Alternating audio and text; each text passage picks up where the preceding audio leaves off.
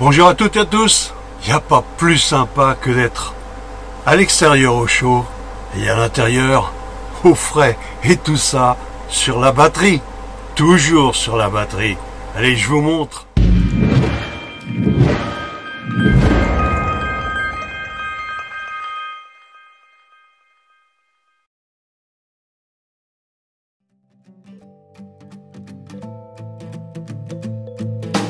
Alors certains ont entendu parler, je leur ai déjà dit que j'avais l'intention d'installer un climatiseur dans mon camping-car. Voilà, et cette fois, voilà, je l'ai reçu, on est au mois de septembre bien évidemment, et puis ça secoue un peu, c'est normal, je suis dans le camping-car et puis je bouge. Et donc, voilà, c'est fait. Le climatiseur, il est là, il est posé, il est installé, et il m'a coûté. Alors bien sûr, vous pouvez vous demander ce que c'est que ce matériel-là, le prix que j'ai pu payer ce matériel-là. En fait, je viens de le recevoir, là, il y a 3 heures, 4 heures, peu importe. Regardez, je raconte pas de blague. Voilà, c'est ce matériel-là. Oui, je viens juste de le déballer. Donc c'est véritablement, ce sont les premiers essais. Et je l'ai réglé à 26 degrés. Il est à fond sur la partie ventilation, donc il fait un peu de bruit, c'est normal. Mais voilà, je vais vous montrer un petit peu tout le système, les températures et tout ça. Ça marche super bien. Voilà, il fait en fait 32 degrés 2, donc on peut dire qu'il fait un petit peu chaud. Oh voilà, voilà ce qui se passe simplement. Je viens de la mettre en route. Une clim. Eh ouais, une clim. Regardez un petit peu le truc. Et puis regardez surtout, c'est qu'elle est sur la batterie. Dans ce genre d'appareil, bien évidemment, le gros problème, c'est ce tuyau là d'évacuation. Parce que là, je l'ai mis, c'est complètement à l'essai, il n'y a pas l'installation, c'est monté à l'arrache.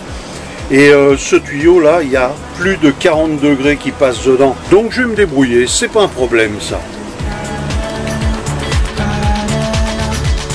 Et là, si vous regardez bien, voilà. J'ai 54 ampères. On va dire 55 ampères pour arrondir. Sur l'onduleur, donc le convertisseur. Et vous voyez, les ventilos du convertisseur sont même pas en route. Voilà. Sur la batterie, j'ai 13 volts 2. Tout va bien. Et j'ai la clim qui tourne. Et puis ici, si vous regardez bien, voilà. Vous voyez, je suis à 13 volts 2. Et j'ai un ampère 9 en ce moment en charge. Donc le panneau solaire, les piveurs, ça donne pas des masses là. Mais bon, ça va bien. Je l'ai mis, j'ai mis le... Oui, c'est le thermomètre là. Je mets à la sortie du climatiseur. Et là, j'ai, vous voyez, 12 degrés. 12 degrés, l'air, la température de l'air en sortie du climatiseur. Et là, la température, donc, à présent, dans le camping-car, et de 23 degrés. Mais je vous dis pas, franchement, c'est super frais. Voilà, je raconte pas de blague, la sonde elle est juste là, vous voyez. Et si je me retourne, le climatiseur, il est là. Voilà. Alors j'ai plus que ça à regarder, cette histoire de sortie, parce que l'air qui sort là ici, il est super chaud. Je vais vous montrer la température. J'ai mis la sonde dans le tuyau, je suis à l'extérieur. Et vous voyez, quand je regarde là ici, j'ai quand même 40 degrés de chaleur de l'air qui est expulsé.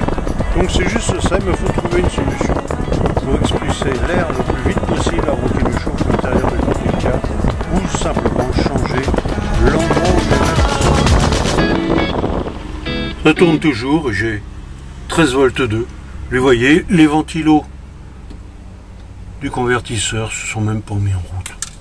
Voilà, je vais essayer un coup d'œil. D'ampère-mètre. Voilà, 54, 55 ampères. sur une tension donc de 13 volts 2. Voilà ma consommation. Il faut vous donner de plus amples renseignements là-dessus. On va essayer ce système-là un peu plus sérieusement, mais là de toute façon je l'ai essayé, c'est surtout avec ça, c'est-à-dire avec du matériel électrique, de manière à pouvoir contrôler tout ça, à savoir si véritablement ça donnait des résultats. Voilà, les résultats ils sont là, c'est sûr et certain. Vous voyez, au niveau de la batterie, c'est remonté, c'est à 13 volts 6 à présent. Pourquoi? Tout simplement parce que j'ai eu un coup de soleil là à présent et j'ai 11 ampères 7 de charge. Voilà, c'est fait. Le climatiseur, il est là, il est posé, il est installé et il m'a coûté, écoutez bien, moins de 100 euros. Moins de 100 euros. Je l'ai payé moins de 100 euros. C'est pas beau ça? Génial. Alors je vous en dirai plus tard. Allez. Alors voilà, cette vidéo est assez courte, mais il fallait que je vous en parle quand même. Et puis c'est surtout parce que j'ai eu des commentaires la dernière fois quand j'ai parlé de ça, beaucoup de gens m'ont dit c'est impossible, impossible. Et ben voilà, Geco, c'est possible.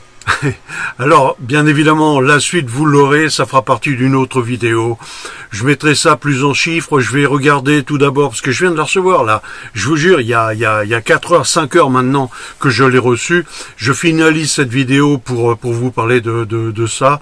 Et puis, je vais regarder où est-ce que je peux la poser, où j'ai une télécommande aussi avec et tout ça.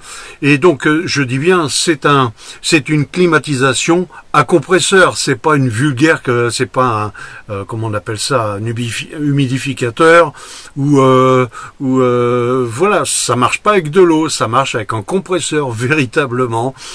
Et ça fait donc, elle doit faire 5000 BTU environ. C'est donc une petite clim exprès pour ce genre de choses, pour ce genre de volume tel qu'un camping-car. Voilà. Je vous remercie d'avoir regardé cette vidéo. Et puis je vous dis à très bientôt pour la suite. Bien évidemment, ça va pas s'arrêter là. Faut que je l'installe maintenant.